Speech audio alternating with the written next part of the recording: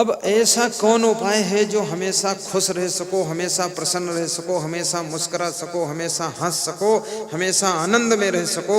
तभी तो आपका जीवन अट्रैक्टिव होगा, इफेक्टिव होगा, इम्प्रेसिव होगा। तो ऐसा क्या उपाय है? ऐसा उपाय मैं बता देता हूँ। ये उपाय अभी बता दूं कि कल बताऊं? ये भी अभी बता देता हूं। ऐसा उपाय बताने जा रहा हूं, कृपया बैठ जाइए, ध्यान से सुनिए। जो खड़े हैं वो खड़े रहिए, ध्यान से सुनिए, लेकिन हलचल मत कीजिए, क्योंकि ऐसा उपाय पहली बार बताने जा रहा हूं जो तुम हमेशा खुश रह सको, प्रसन्न रह सको, आनंद में रह सको, मुस्कुराते रह सको। ऐसा फार्मूला देने जा रहा हूं, कृपया अलर्ट हो जाइए, सावधान। देखो क्या उपाय है। आपके मन की भावना पवित्र होना चाहिए। अपनी भावना को शुद्ध रखो। आप प्रसन्न रहोगे, न भय रहेगा, ना संकोच रहेगा, ना असमंजस रहेगा। नंबर 2, भावना को शुद्ध रखने में, भावना पवित्र रखने में 1 पैसे का खर्चा नहीं, 1 पैसे की मेहनत नहीं, केवल भावना। जैसे लोग कहते ना कि मेरी आपके प्रति बहुत बड़ी भावना है, सीने पर हाथ रखते हैं, तो इसमें खर्चा क्या हुआ उसका? कुछ नहीं। लेकिन जिसकी भावना अच्छी है वह व्यक्ति हमेशा खुश रहता है। और जिस व्यक्ति का खान पान अच्छा है, जिसका रहन सहन अच्छा है, जिसकी कर्म अच्छे हैं, जिसकी आदतें अच्छी हैं, जिसमें कोई गलत आदत नहीं है, वह व्यक्ति हमेशा खुश रहता है। जो बार बार गलतियां करता है, गलत आदतों में फंसता है, बुरे काम करता है, चोरी करता है, बवाल बनाता है, वो आदमी कभी खुश नहीं रह सकता है। एक लड़का टेंशन में बैठा था, छोटा सा बच्चा था, तो मैंने कहा तू क्यों मुंह ऐठ रहा है, तू खुश रहे, तेरे को क्या टेंशन? तो उसके पड़ोस में दूसरा लड़का था, उसने बताया यह किसी के गाड़ी की हवा निकाल कर आया है, इसलिए बैठा है टेंशन में। तो मैंने कहा तूने हवा निकाली है? बोले मैंने निकाली है। तो हमने कहा तो फिर टेंशन क्यों? बोले हवा जिसकी निकाली है गाड़ी की वो जान जाएगा तो मुझे मारेगा बहुत, इसलिए टेंशन है।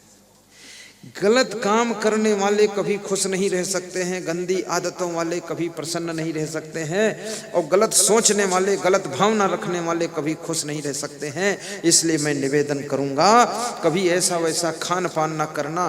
और जो दूसरों को दुखी करते हैं वह भी कभी खुशी नहीं रह सकते हैं। जो अपनी माँ को दुख देगा वो खुश नहीं रह सकता, जो सासू को पीड़ा देगी बहू वो खुश नहीं रह सकती, और जो अपने बहू को प्रताड़ित करेंगे वे खुश नहीं रह सकते, जो पति को दुख देगी वो पत्नी कभी सुखी नहीं रह सकती, और जो अपनी पत्नी को प्रताड़ित करेगा वो इंसान कभी सुखी नहीं रह सकता है। जो दूसरों को प्रसन्न करने की कोशिश करता है वो खुद ही बहुत प्रसन्न रहा करता है।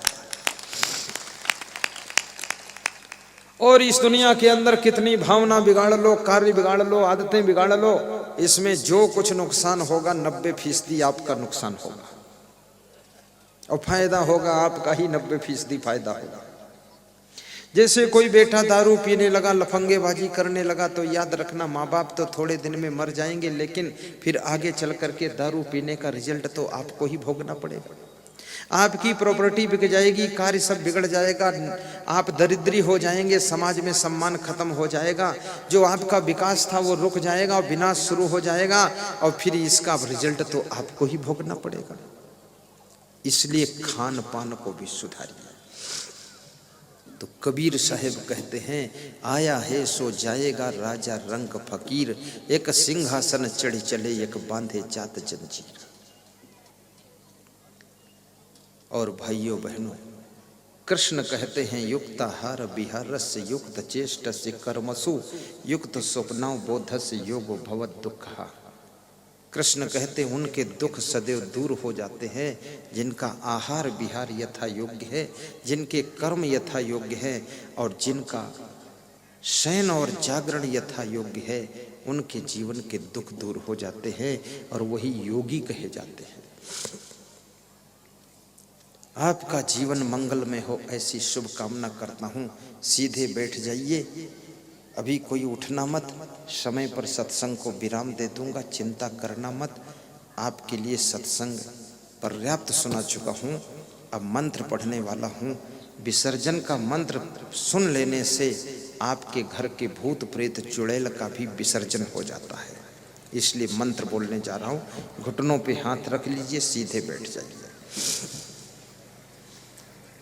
आज एक बात और बता देना चाहता हूँ, जिनका स्वास्थ्य खराब रहता है, गंभीर बीमारियां हैं, जिनको शुगर है, पाइल्स है, जिनके किडनी में पथरी है, जिनके घुटनों में दर्द है, कमर में बेहद दर्द है, आँख में कोई तकलीफ है, सिर्फ एकमात्र सेंटर श्री च्यवन आयुर्वेद की दवाएं, जो कि भारत देश के छठे छठे राज वैद्यों के द्वारा निर्मित की गई हैं, जिसके होलसेलर राजस्थान से आए हुए हैं, और वो दवाएं केवल एक ही काउंटर पर मिलती हैं और कहीं मिलती नहीं हैं। वहाँ से आप स्वास्थ्य के लिए बहुत अच्छी रामबाण घुटना दर्द की दवाएं ले सकते हैं, और विभिन्न दवाएं उनके पास हैं।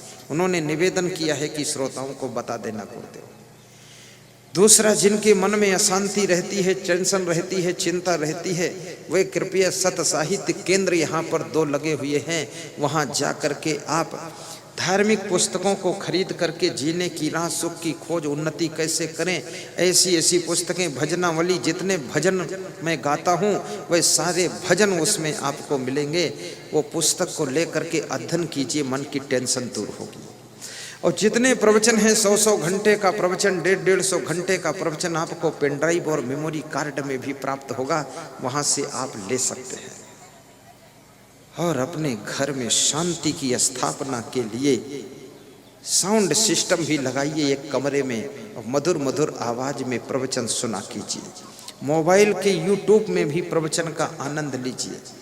ये सोशल मीडिया का सही प्रयोग कीजिए, और यूट्यूब के प्रवचन को सब्सक्राइब भी कीजिए, ताकि जो नया प्रवचन लोड हो तुम्हारे उसमें पहले पहुँचे और व्यूअर की संख्या बढ़े। और याद रखना, इस प्रवचन को आप व्हाट्सएप पर भी डालिए, शेयर भी कीजिए, और साथ साथ में फेसबुक में लाइक कीजिए, व्हाट्सएप में और आगे बढ़ाइए, इतना सेवा भी कीजिए।